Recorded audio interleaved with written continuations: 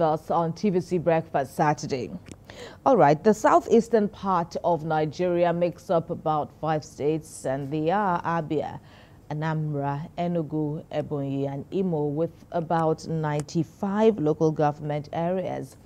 Apart from agriculture as the mainstay of economic activities for the majority in the rural communities, the zone is also known for its commerce and trading activities in manufacturing, fabrication, and agro-allied produce. But one of its key challenges is insecurity, which has affected many households and businesses, making them flee to other states for safety. Despite these challenges, the Southeast remains a vital part of Nigeria's identity and a significant contributor to its growth and development. That's what we want to discuss now. We bring in, joining us via Zoom, the Deputy National Youth Leader, Ohaneze Ndigbo Youth Wing Worldwide, Jones Onwasanya. Thank you for joining us at this time on TVC Breakfast. So we're having this discussion at a time where the president has also gone on to sign into law the Southeastern Development Commission, and people are expecting that a lot of positives will come out of this intervention, so to speak, by the president, especially in bettering the lot of the average Southeasterner. What are your thoughts? Thank you very much and good morning. It's a very welcome development, and we had on several occasions through different press statements and media outings commended the president for deeming it fit to sign the Southeast Development Commission bill into law. That is something that has been long overdue, because the Southeast remains the only region in Nigeria that had fought a war, that had experienced a civil war, and there was every need to dedicate a commission to its rebuilding, even though we must say that the Southeasterners on their own have been doing their best to rebuild the region. But the president's assent to the Southeast Development Commission bill shows a very an undoubtable commitment to the development of the Southeast, and his desire to reintegrate the Southeast Development Commission to Nigeria and ensure total healing that from the war. That the sounding of that Southeast Development Commission shows that actually the Biafran war is over, and we commend him for that. And we urge that it does not just stop at that, that everything is done to channel resources towards ensuring that the Southeast is really developed. We need a seaport in the Southeast. The international airport in the Southeast at Enugu needs better upgrading, needs to start working more effectively. The international cargo airport in Owerri needs to really start working. And a lot of federal presence is needed so that the Southeast can actually, in practice, in reality, and beyond words, become a part of Nigeria economically and politically. And it is also important for the president, the APC-led federal government, to do more to reintegrate the Southeast into the politics of Nigeria by making more appointments. We thank him so far for the appointments that have come to the Southeast, but we need more. We need to get Southeasterners, Igbos, into more sensitive positions in the country so that the confidence of the average Southeasterner can be strengthened, that indeed we are part of this beautiful country called Nigeria. All right, so what's your reaction or your take concerning the insecurity in the Southeast at this time? The Ohaneze youth, what's your stand on this? Well, it must be made clear that the Southeast is not the only part of the country where insecurity is being experienced. And we must commend the Southeastern governors for doing a lot in trying to bring this situation under control. To a very large extent, the Southeast is becoming peaceful. The Southeast is becoming more secured. We have had our worst days behind us, and I can tell you that the Southeast is safe. Currently, the Southeast is one of the safest regions in Nigeria. So people should not be afraid to visit the Southeast. If you go to the airports across Nigeria, you find out that one of the busiest, if not the busiest airport outside Lagos and Abuja is the Owerri Airport, and that's in the Southeast. And if you go to the motor parks across Nigeria, you find out that we have more influx of visitors than any other part of Nigeria, apart from Lagos and Abuja. So, yeah, we have our own little issue with security, but it is not as bad as it is being painted out there. The Southeast remains one of the safest, if not the safest region in the whole of Nigeria. All right. And, you know, to tackle the peculiar dimensions of security, or you could say insecurity in the Southeast, I'm sure you're mindful of the Southwestern Security Network.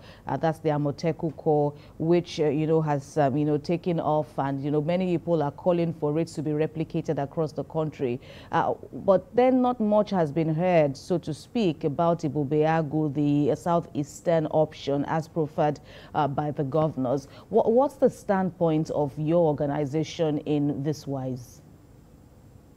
Well, our standpoint is well documented. We have always requested that the Ibubeagu security outfit be set up, and you and I should know that there were steps in that direction by the Southeastern Governors Forum and in association or in collaboration with Ohaneze and Imo.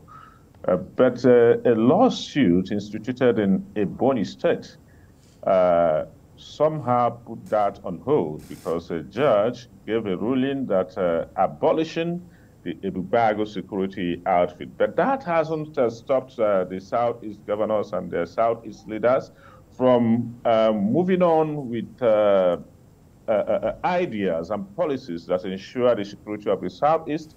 There is a very good collaboration between the Southeastern governors to use security agencies to ensure the security of the Southeast. And beyond force, beyond the use of arms and combat missions, I believe that the Governor's House are working hard to ensure what we call the carrot and stick approach, whereby a lot of our young people who have been misled into taking up arms against the system are promised or are guaranteed of their safety, protection, and even reintegration and rehabilitation, what we call amnesty, which some of them may not want to use. Meeting their demands. What are the causes of this security? Why are the youths angry? The youths are angry because a lot of them do not feel belonged. The youths are angry because a lot of them are graduates, first class, second class, upper graduates, with a lot of things in their head, with a lot of ideas that can change the country, yet they don't get jobs. A lot of them are angry because some of them who went into business are not getting the support they require. So I believe that these things are on the tables of many of our governors, and they are doing their best to ensure that some of the remote causes of this insecurity, because if you continue to use only force all the time, you may have to kill all the youth in the Southeast before you can guarantee security. But if you begin to tackle some of those things, if you begin to give the youth what they desire, if you begin to provide jobs for the youth, if you begin to ensure that there is equity, if you begin to ensure that a youth who has the right talents, who has the right preparedness of mind, who has the right skills, gets to do what he or she has to do without having to be abandoned as if he comes from nowhere, then the security situation will drastically reduce. So we are seeing movements, we are seeing actions in that direction. And as Ohaneze Youth Wing, we are calling for more action. Our youth should be provided with more jobs. Our youth should be provided with more support for those of them who want to go into business. Our youths should be, and let me use this opportunity to also tell the management of Southeastern universities to make efforts immediately to get the necessary data to the NEL fund, the Nigerian the Education Fund, to ensure that our brothers, our sisters who are in the universities benefit from this program. So some of these things are going to help to ensure that our youths become less restive. Southeast youths are very creative people. They are very peace-loving people. They are not troublesome, but some of them are being pushed to the wall, and I think government has to do more than just using force. Ebubago, the kind of Ebubago that will work most now is the Ebubago that ensures that our youth have jobs, that our youth do not abuse drugs, that our youth feel well accommodated in the system. In governments across the Southeast, in government in Nigeria, everywhere they should be given the support they require, they need in order to meet their potentials.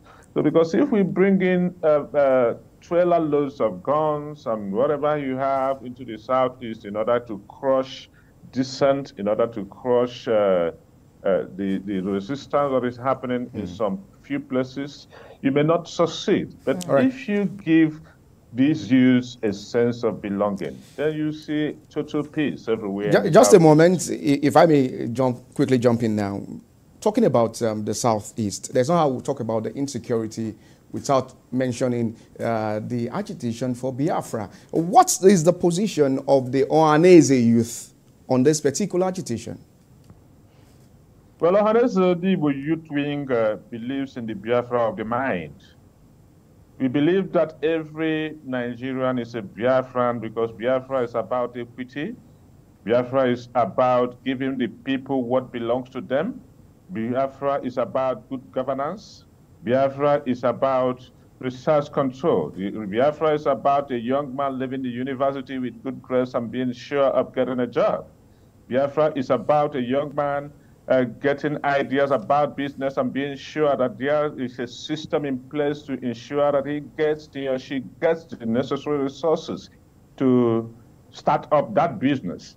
Biafra is an idea that can never be terminated.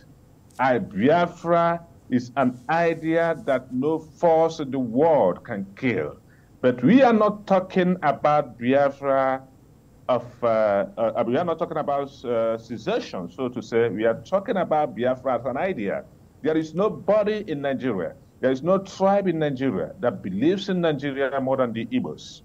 But some people are talking about the secessional side of Biafra because they don't feel belong.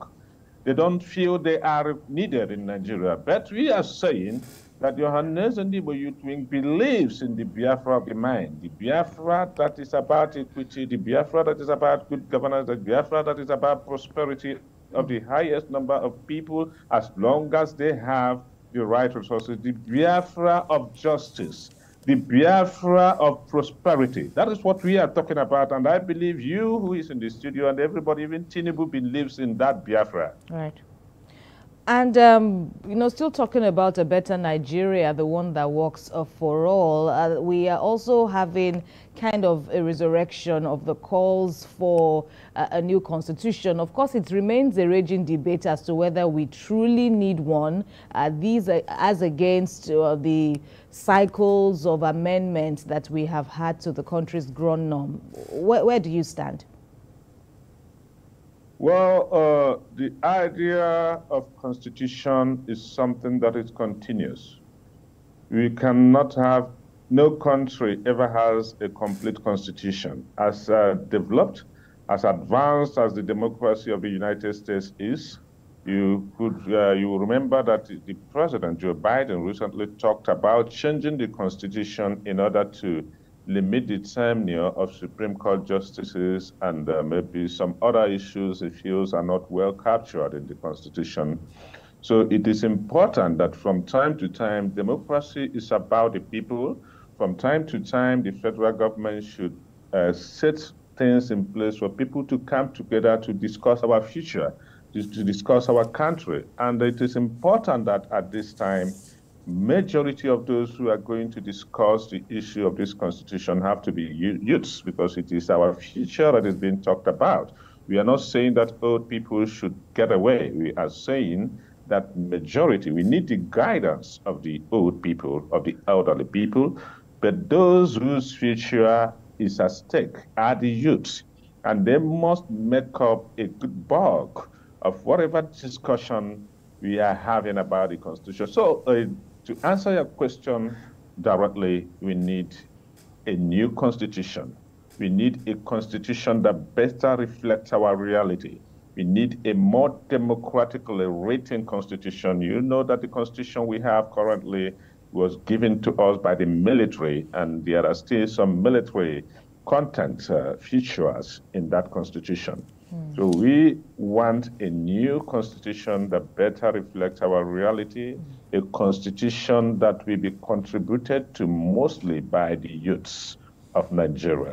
And a quick one from here. We have this particular story saying that Ajaokuta Steel or Ohaneze youth demand thorough probe of employment and salary structure. Why at this time is the Ohaneze youth demanding the probe into this particular steel? Ajaokuta Steel belongs to Nigeria, and Ohaneze is an organization in Nigeria that there are youths, there are Nigerians, there are Igbos who work in Ajaokuta Steel, and when Ajaokuta Steel is made to work the way it should work, it will benefit the Southeast, it will benefit every part of Nigeria. So we are interested because it is something that benefits Nigeria, and we are interested in the progress, prosperity, development of the Southeast first, and then the progress, development, and prosperity of the entire Nigeria. So whatever benefits Nigeria, whatever makes Nigeria work is what the Ohaneze and Imo Youth Wing is interested in. Right, and as a way to address the perceived injustices meted out on the southeastern region, there's also been calls for an additional state to be at par with the number of states per geopolitical zone. Is that how you see it as well? That's very simple. Nobody accepts injustice.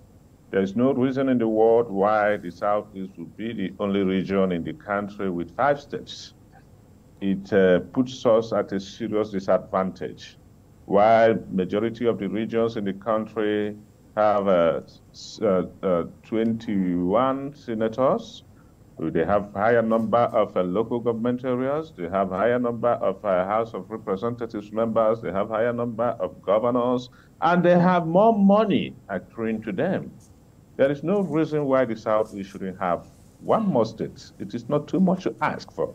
There is no reason for other regions to begin to agitate for any other state. The Southeast is the only region where we need an additional state so that we can be at par with other regions, so that it doesn't look like we are a minority or we are an unwanted stock in the Nigerian Union. Right, we are but an comrade, indispensable leg in the tripod called Nigeria. So right. we cannot afford...